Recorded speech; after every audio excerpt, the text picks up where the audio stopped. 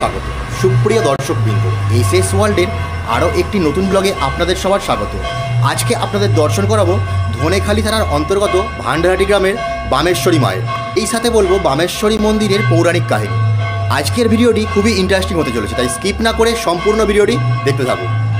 বামেশ্বরী কালী মন্দির ভান্ডারহাটি হুগলি জেলার একটি প্রাচীন জনপদ, যা 1372 বঙ্গাব্দে রতনলাল বাড়ুই কর্তৃক প্রতিষ্ঠিত হয়।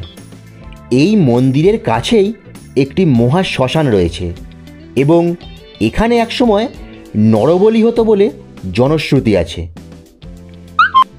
চলুন আগে আপনাদের জানিয়ে দিই বামেশ্বরী মন্দির কখন খোলা হয়। তো বামেশ্বরী মন্দির গ্রীষ্মকালে খোলা হয় ভোর 5টা 30 মিনিটে এবং বন্ধ করা হয় দুপুর 12টা 30 মিনিটে।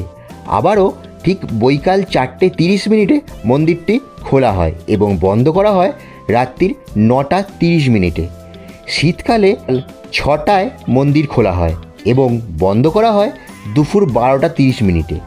আবারও বৈকাল 3টায় মন্দির খোলা হয় এবং বন্ধ করা হয় রাত্রি 8টা 30 মিনিটে।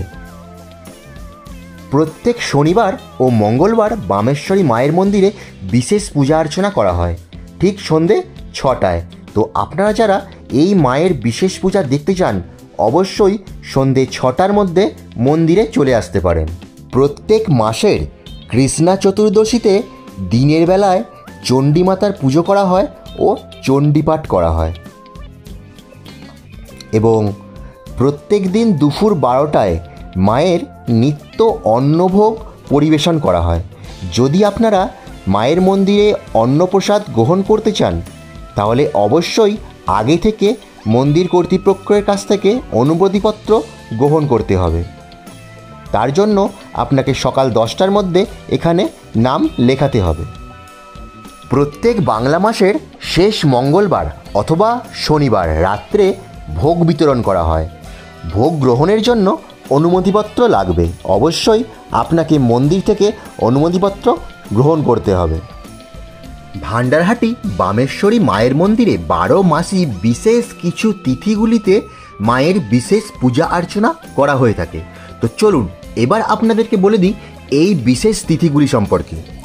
বৈশাখ মাসে প্রত্যহ বৈকালে মায়ের বিশেষ পূজা গ্রহণ করা হয় এবং সন্ধ্যায় বিশেষ পূজার প্রসাদ বিতরণ করা হয়। আষাঢ় মাসে আম্বাবচিতে মায়ের বিশেষ পূজা করা হয়ে থাকে। 5ই জ্যৈষ্ঠ রাধাগোবিন্দজিউর প্রতিষ্ঠাতা দিবস, ওই দিনও এখানে বিশেষ পূজা অর্চনা হয়ে থাকে। শ্রাবণ মাসে বিপত্তারিণী ব্রত, ঝুলন পূর্ণিমা ও গুরু পূর্ণিমায় বিশেষ পূজা ও মধ্যাহ্নে ভোগ বিতরণ করা হয়ে থাকে। 11ই শ্রাবণ পূজনীয় দাদার জন্মদিন পালন হয়ে থাকে। ভাদ্র মাসে জন্মাষ্টমী ও গণেশ চতুর্থীতে মায়ের বিশেষ পূজা করা হয়ে থাকে।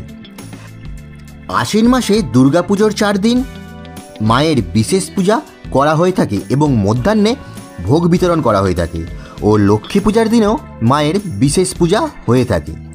কার্তিক মাসে কালী পূজা ও রাস পূর্ণিমাতে মন্দিরে বিশেষ পূজা অর্চনা করা হয়ে থাকে। অঘ্রাণ মাসের শুক্লা তিথিতে অন্নকূট উৎসব পালন করা হয়ে থাকে, যা খুব ধুমধাম করে এখানে করা হয়। 1 জানুয়ারি অর্থাৎ পৌষ মাসে কল্পতরু উৎসব পালন হয় এখানে এবং মধ্যাহ্নে ভোগ বিতরণ করা হয়ে থাকে। ফাল্গুন মাসে শিবরাত্রিতে এখানে বিশাল ধুমধাম করে পূজা অর্চনা হয়ে থাকে। চৈত্র মাসে অমাবস্যা তিথিতে অর্থাৎ নীল পূজার দিনে মন্দিরের প্রতিষ্ঠা বার্ষিক উৎসব পালন করা হয়ে থাকে এবং বহু ভক্তের এখানে আগমন হয়ে থাকে। এই সমস্ত দিনগুলিতে যদি আপনারা মন্দিরে আসেন তাহলে অবশ্যই মায়ের বিশেষ পূজা অর্চনা দর্শন করিতে পারবেন এবং এছাড়াও আপনারা যে কোনো দিন মায়ের মন্দিরে আসতে পারেন নির্দিষ্ট সময় অনুযায়ী, যা আমি আগে বলে দিয়েছি। এই মন্দিরে আসতে গেলে আপনাদেরকে ধনেখালি বাস স্ট্যান্ড থেকে হরিপাল বাসদেবপুর মোড়ের যে কোনো বাস, টোটো বা অটো ধরতে হবে। একদম মন্দিরের সামনেই আপনাদেরকে নামিয়ে দেবে। প্রপার ভান্ডারহাটিতেই এই মন্দিরটি অবস্থিত।